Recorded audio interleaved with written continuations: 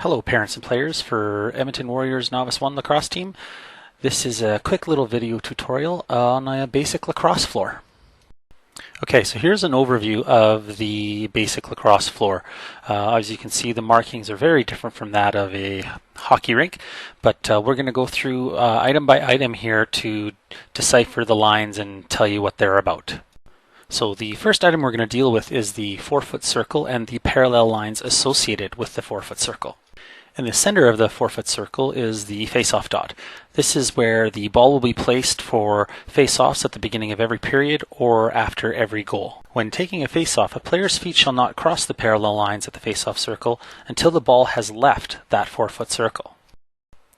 The larger face-off circle really serves no purpose in lacrosse other than aesthetics. In fact, most of the arenas around the city don't even have this circle painted on the floor. Next is the restraining lines, or more commonly referred to as the rag lines. These serve a few functions, one of which ties into the first thing we discussed is face-offs. When the ball is being faced off, only the two players in the face-off are allowed in the center zone. If another player enters the center zone before the ball leaves the 4-foot circle, possession shall be awarded to the non-defending team. Another instance where the restraining lines are used is the GELC two-line rule for novice.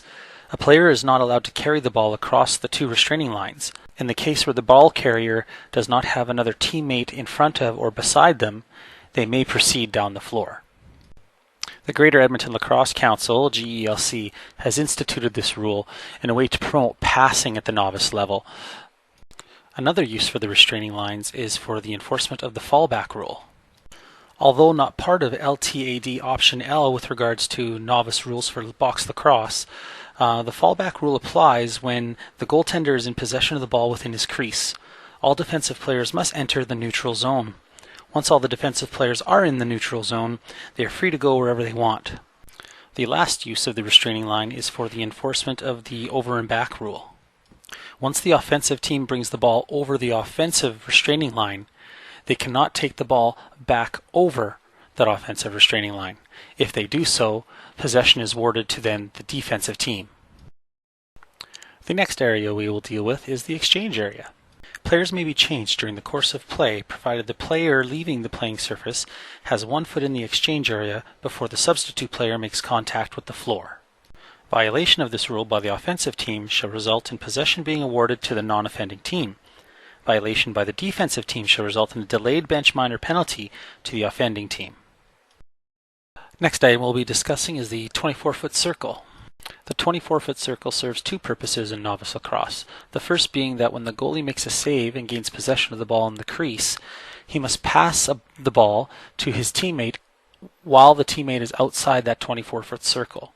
The second purpose of the 24-foot circle is to define where the defensive team may check the offensive team players. Any offensive player that enters the 24-foot circle may be removed by placing and pushing the stick on the opposing player in a correct manner, regardless if they are in possession of the ball or not. The ball carrier can be checked in this manner anywhere on the floor. Next is the goal crease.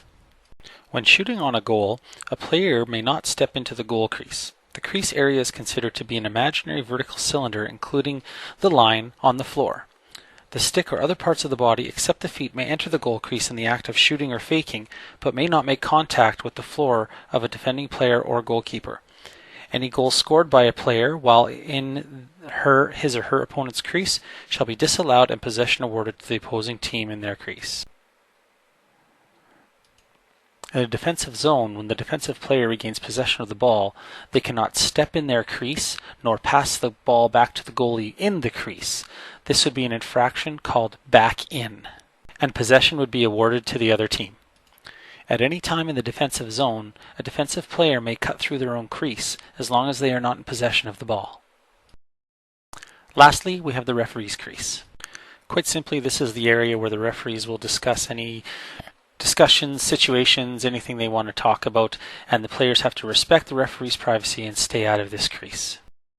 That concludes our basic lacrosse floor tutorial. I hope this was informative for the first year parents and players, as well as maybe a good refresher for those parents that kids have played a couple years. My plan is to do a couple more of these as the season progresses, just with regards to positioning on the floor, movements on the floor, and what we're looking for the different players in the different positions to do. So keep checking back to our website, as I will be posting in the news section when new video links go up, as well as emailing you when there is updates to the website. Thanks for watching, and we'll see you at the arenas. And don't forget to practice your wall ball. Take care.